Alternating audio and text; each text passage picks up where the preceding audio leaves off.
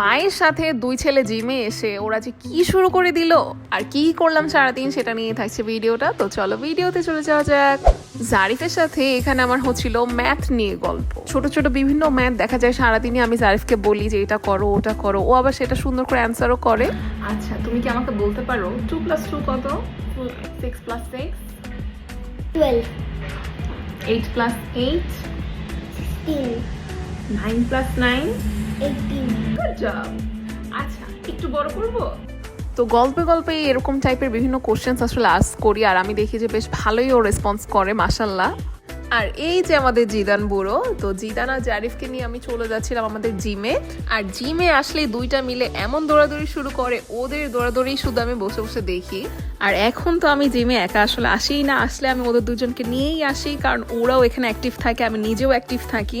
আমাদের ছোটখাটো একটা অ্যাক্টিভিটিসই হয়ে যায় আসলে। তো এখানে এসে দেখো জিদান শুরু হয়ে গিয়েছে ডাম্বলস নিয়ে করা। এই যে এটা হচ্ছে আমার ফেভারিট ইনস্ট্রুমেন্ট। আর হচ্ছে ট্রেডমিলে জারিফ একটু চড়ছিল, জিদান তাকিয়ে দেখছে। আর তার ফাঁকে ফাঁকে আমি একটু এক্সারসাইজ করে নিয়েছিলাম। আর আমি এক্সারসাইজ করলে ওদের আবার সমস্যা যে আম্মু তুমি এত জোরে কেন দৌড়াচ্ছ, এটা কেন করছো, ওটা কেন করছো। তো যাই হোক, আমাদের ব্যায়াম করা শেষ, এখন আমরা বাসায় চলে আসলাম। আর সেদিন আমি বাসায় বানিয়েছিলাম হোমমেড সসেজ, তো এটা আমি একটু স্টিম করে রাখলাম। আর সাথে কিছু বার্গারের পেটিও বানিয়ে নিলাম যাতে আমি জারিফকে বার্গার টিফিন দিতে পারি। জারিফকে আলাদাভাবে আমি একটু টেস্ট করিয়েছিলাম যে আসলে টেস্টটা কি কেমন হয়েছে, ভালো না খারাপ। তো আবার আমাকে খুব অ্যাপ্রিসিয়েট করলো আর সাথে আমাকে হেল্পও করছিল। ও আর আমরা পাটিসাপটা পিঠাও বানিয়েছিলাম, এইটার টেস্টটাও মাশাআল্লাহ খুবই মজা হয়েছিল। তো আজকের ভিডিও আর বড় করছি না, এই পর্যন্তই রাখছি। দেখা হবে নেক্সট ভিডিওতে। Bye bye.